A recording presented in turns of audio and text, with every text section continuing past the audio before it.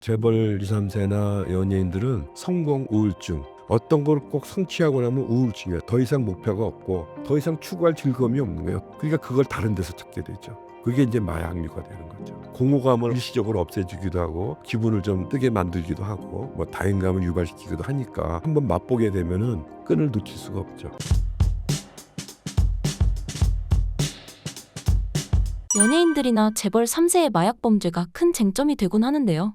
왜 연예인들이나 재벌 3세가 마약에 잘 빠질까요?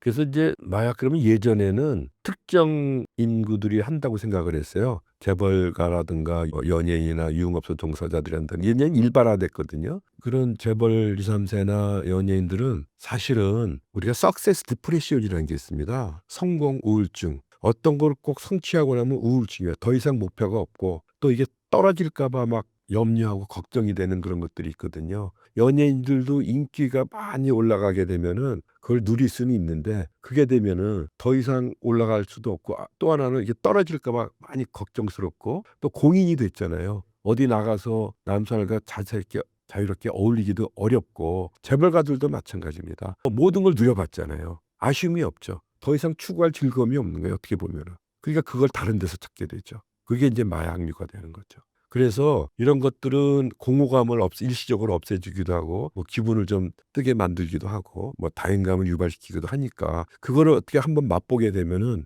끈을 놓칠 수가 없죠. 그리고 판매하는 사람들은요. 그런 사람들 집중적인 타겟으로 합니다. 왜냐면 돈줄 아닙니까? 그걸 한번 잡아놓으면은 그 사람은 불질 않아요. 다른 사람들은 자기가 선처받으려고 막 불어서 자기가 공적 쌓아가지고 좀 선처를 받으려고 하지만 그런 돈 많은 사람들은 남겨놓고 그럼 자기가 뭐 걸려 들어가면 변호사비도 대주고 자기 불면 안 되니까 또 나와서 또 연결하면 또 돈을 벌 수 있고 하는 그 밥줄이기 때문에 절대로 안 불죠. 그런 여러 가지 요인들이 있는 것 같아요. 또 하나 요인은 뭐냐면 얘는 일반화돼 가지고 학생들도 하죠. 회사원도 주부도 하죠. 노업이나 할 거 없이 이제 일반화된 상태인데 일반인이 한다고 그게 뭐 소식거리가 되겠습니까? 언론에 유명 인사들이 한번 하게 되면 그게 언론의 집중을 조명을 받게 되니까 그게 많이 이제 알려지니까 그래서 그렇죠. 요새는 어떤 사람들이 주로 많이 하냐면은 학생들, 회사원들이 엄청 많아요. 실제적으로.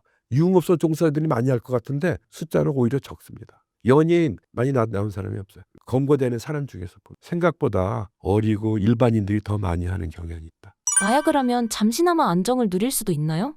그 있죠. 현실에서 도피할 수도 있고 이 마약류 같은 걸 하면은 수치심이라든가 두려움이라든가 이렇게 좀 잠시 사라져요. 그래서 이제 무대 공포가 있다든가 이런 사람들이 옛날에 이제 대마 이런 것도 많이 하고 약을 먹고 올라가기도 하고 그런 것들이 이제 감각을 왜곡시키는 역할도 하기 때문에 대마에서 나타나는 증상을 공감각 환각이라 그래요. 시네스틱 할루시네이션이라고 그러는데 감각이 왜곡되는 거예요. 우리는 소리를 듣고 빛을 본다 그러잖아요. 거꾸로 빛을 듣고 소리를 본다는 표현을 한 정도니까 평상시이지 않은 새로운 느낌을 갖는 거예요. 그러니까 뭐 음악이나 예술하는 사람이 어떤 새로운 느낌을 갖기 위해서 대마도 하고 LSD가 또 환각제도 하고 근데 그런 건 다 가짜 아닙니까? 예술이라는 건 자기 어떤 노력을 통해서 창출해내는 게 진짜 의미가 있는 거지 일시적인 어떤 정신의 변화를 가지고 만들어내는 게 창작품이라고 볼 수는 없죠. 근데 그런 거야. 그래서 예전에 보면은 유명한 사람들의 어떤 작품들 같은 거 보면은 말짱한 정신에서 하던 거하고 약에 취해서 하는 거하고 변화가 와요. 나중에 심해지면 어떻게 보면 형체를 알아볼 수 없는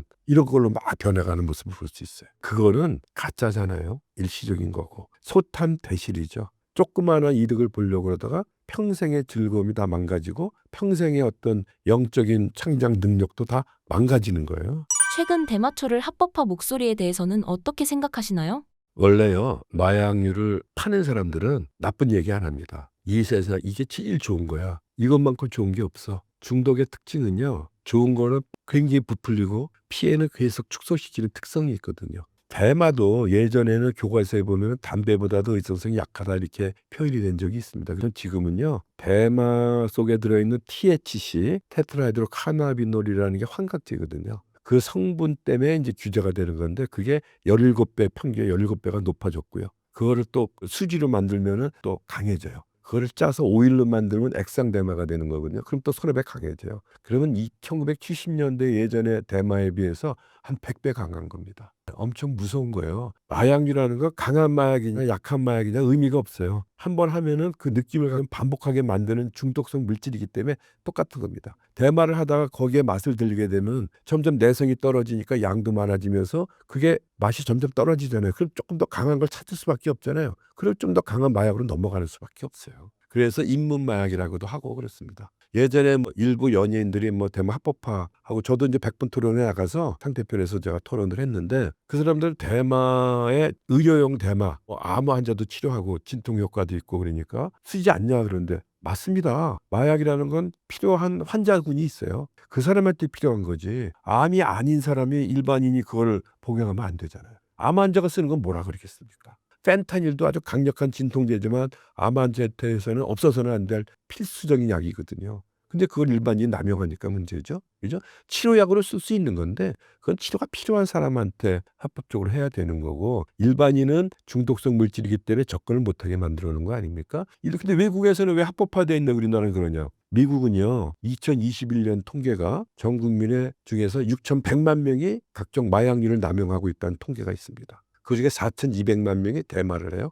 합법화가 돼 있으니까. 예전에 2008년에 720만 명이 하다가 지금 4,200만 명으로 늘었어요. 합법화되면서. 근데 대마를 왜 합법화했냐면 불법화해서 규제를 하다 보니까 이게 이제 점점 지하로 들어가잖아요. 그러면은 너무 많기 때문에 투약하는 사람은 내버려 둘 수밖에 없어요. 그걸 법으로 다 잡아들이면 가둘 교도소도 없고 법적으로 조치할 수 있는 힘도 없어요. 너무 많아서. 그러니까 뭘 위주로 하냐면 판매상 위주로 수사를 할 수밖에 없어요. 그러니까 마피아들이 담당을 하잖아요. 근데 이제 전체 범죄가 늘어나는 이유가 대마값이 비싸져서 그래요. 수사가 마피아 위주로 조사하니까 대마 가격이 올라갈 거 아니에요. 그러니까 대마를 투약하는 사람들은 돈이 많이 필요하니까 범죄가 늘어나. 정부에서 범죄를 줄이려면 어떻게 해야 돼요? 대마 가격을 낮춰야 돼요. 근데 마피아 보고 낮추라고 그럴 수 없잖아요. 어차피 컨트롤도 안 되고 투약하는 사람 그냥 내버려둘 수밖에 없는 입장이니까 참 우리가 싸게 팔자 그러면. 그래서 마피아에서 10,000원에 파는 거를 예를 들면 정부에서 의료용 대마나 이런 걸 1,000원에 팔아버려. 그러면 싸니까 범죄가 줄어들 거 아닙니까?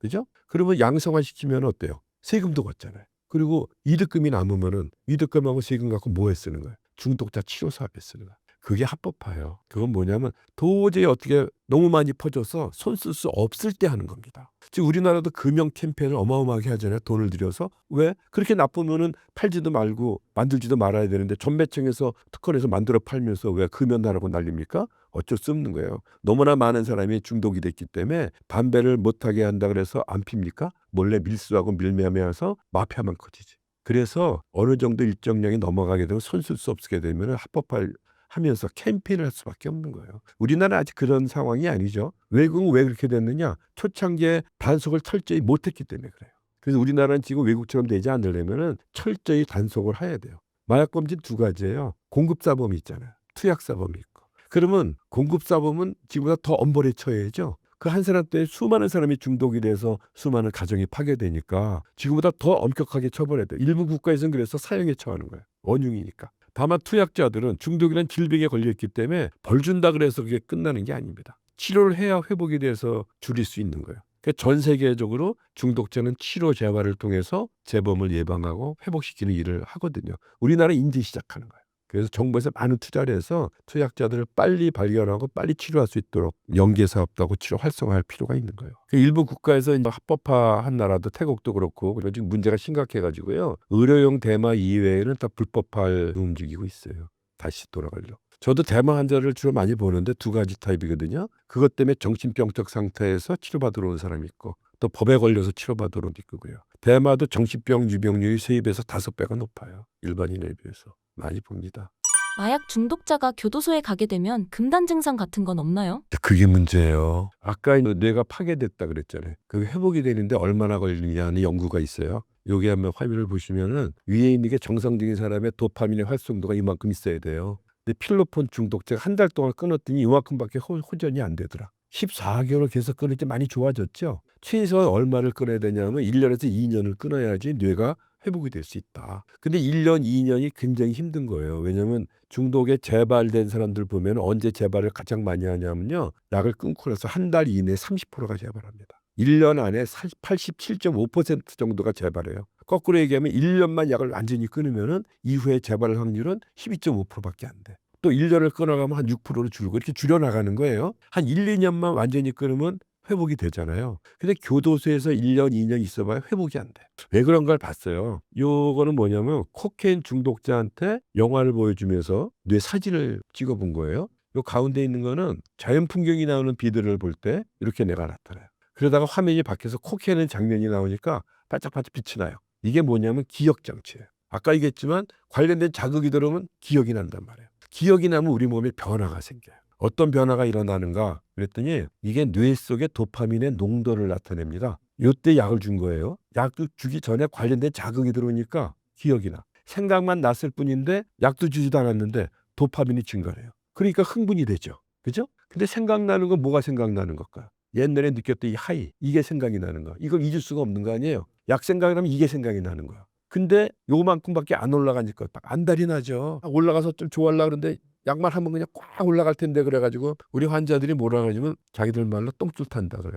몸이 막 들쑤시니까 약이 하고 싶어가지고 그게 재발이 되는 거예요. 재발하는 이유는 뭐냐면 기억만 났을 뿐인데 도파민이 증가하니까 흥분이 되니까 그것 때문에 재발하는 거예요. 그러면은 교도소에는 약이 없으니까 약을 못 하는데 1년, 2년 있다 보면 약을 안 하니까 좋아져야 되잖아. 안 좋아지는 이유가 뭐냐면 이것 때문에 그렇습니다. 약이 없잖아요. 약은 하고 싶은데 못 하잖아. 그러니까 뭘하면 말로 약하는 거야. 우리가 말뽕이라 그래. 맨날 자기들끼리 모아놓으니까 마약 얘기하는 거야. 옛날에 무용담 마약 얘기. 그럼 서로 자극 줘가지고 뭐예요? 기억나게 한 다음에 요거 즐기는 거잖아. 조금씩 흥분되는 거. 그걸 가지고 얘기하는 거야. 그러니까 1년, 2년 있어봐야 뇌가 좋아질 수가 없죠. 계속 자극을 받으니까. 거기다가 1년, 2년 뭐 하는 거야? 재발하는 연습하는 거잖아요. 그러니까 나오자마자 재발이죠. 가둬놓는다고 해결되는 게 아닙니다. 회복할 수 있도록 치료하는 기간이 필요하죠. 그래서 교도소에도 가둬만 놓을 게 아니라 치료시설을 만들어서 그때 얼마나 좋아요. 1년, 2년 어쩔 수 있을 수밖에 없는데 밖에서 그렇게 하려면